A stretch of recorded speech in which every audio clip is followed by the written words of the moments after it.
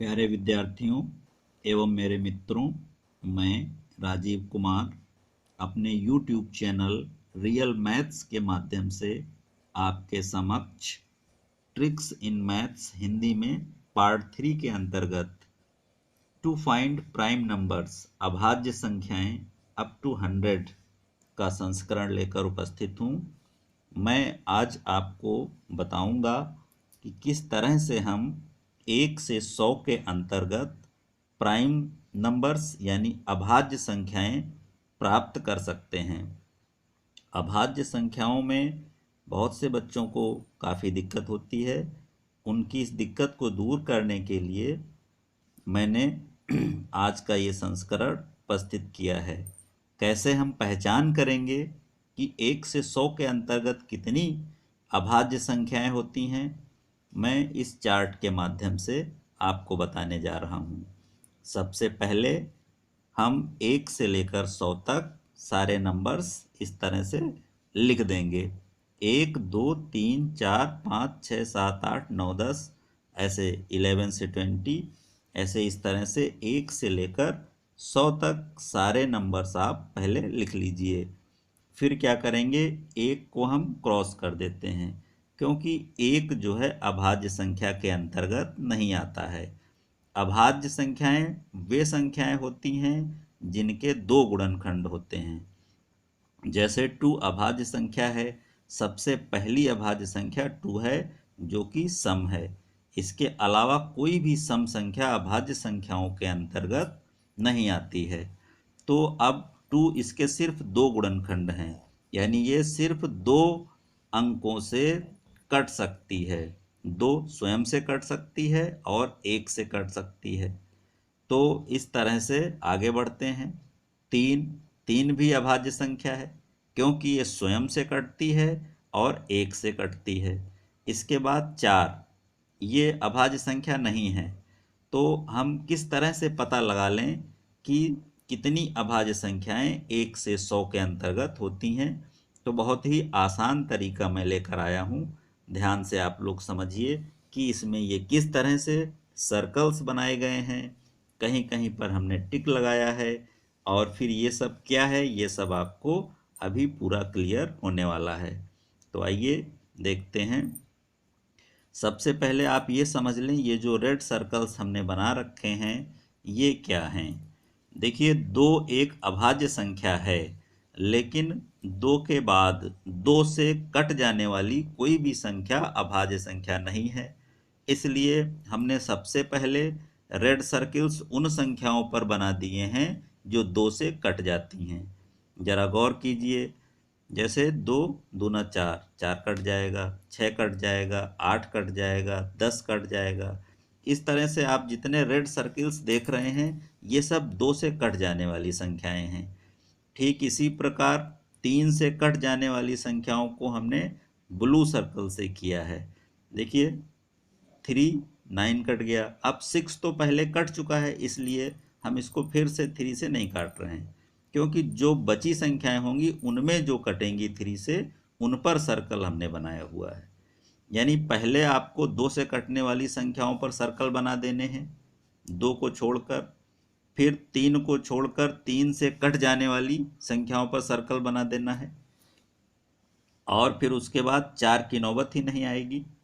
ठीक, 5 को छोड़ दीजिए, 5 से अदर कटने वाली संख्याओं पर सब सर्कल बना दीजिए। फिर उसके बाद 6 से कटने वाली संख्याओं की नौबत नहीं आएगी क्योंकि ये ऑलरेडी 2 या 3 से कट चुकी हैं। फिर 7 को छोड़कर बाकी 7 से जितनी भी कटने वाली संख्याएं हैं सब पर आप सर्कल बना दीजिए। फिर 8 की बारी नहीं आएगी क्योंकि ये 2 से सब कट चुकी हैं, और 9 की भी बारी नहीं आएगी क्योंकि ये 3 से सब कट चुकी हैं। और बाकी ये इस लाइन में तो आप देख रहे हैं कोई भी अभाज्य संख्या नहीं है, सारी संख्याओं पर सर्कल बने हुए हैं। तो इस तरह से जिन संख्याओं पर ये सर्कल्स बन गए हैं उनमें से कोई भी संख्या अभाज्य संख्या यानी प्राइम नंबर नहीं है।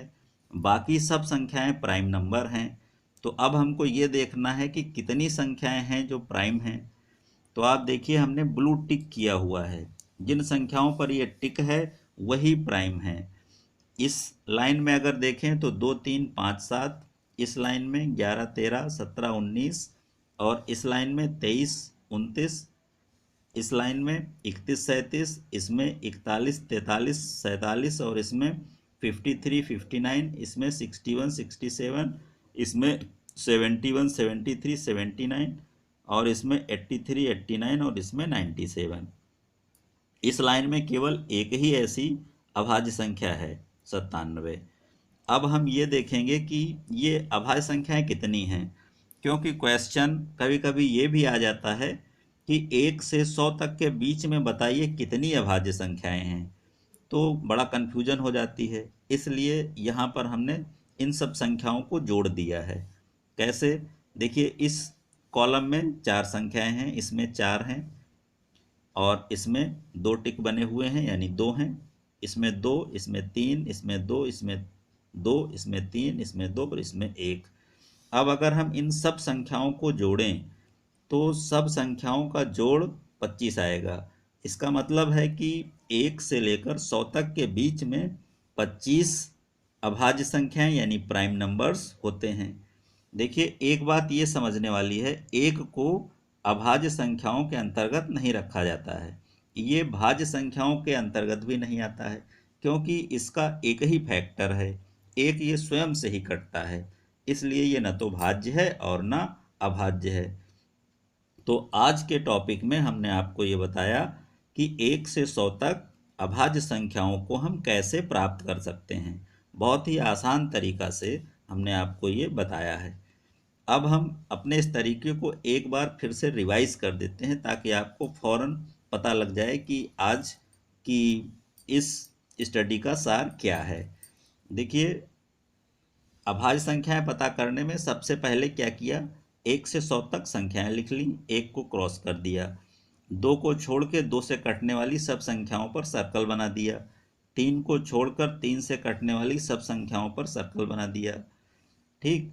और फिर 5 को छोड़कर 5 से कटने वाली सब संख्याओं पर सर्कल बना दिया, 7 को छोड़कर 7 से कटने वाली सब संख्याओं पर सर्कल बना दिया, और इस तरह जितनी संख्याएं ऐसी बची जिन पर सर्कल नहीं है वही अभाज्य संख्याएं हैं। तो आज का वीडियो ये आपको कैसा लगा, हमें आप नोटिफिकेशन के जरिए बता भी सकते हैं। और सभी लोगों से मेरा निवेदन है कि मेरे चैनल को लाइक, शेयर और सब्सक्राइब कीजिए, जिससे मैं अपने समस्त वीडियो जो भी अपलोड करूं आपको सबसे पहले मिल जाएं। अपना कीमती समय देने के लिए आप सभी लोगों का धन्यवाद। Thank you.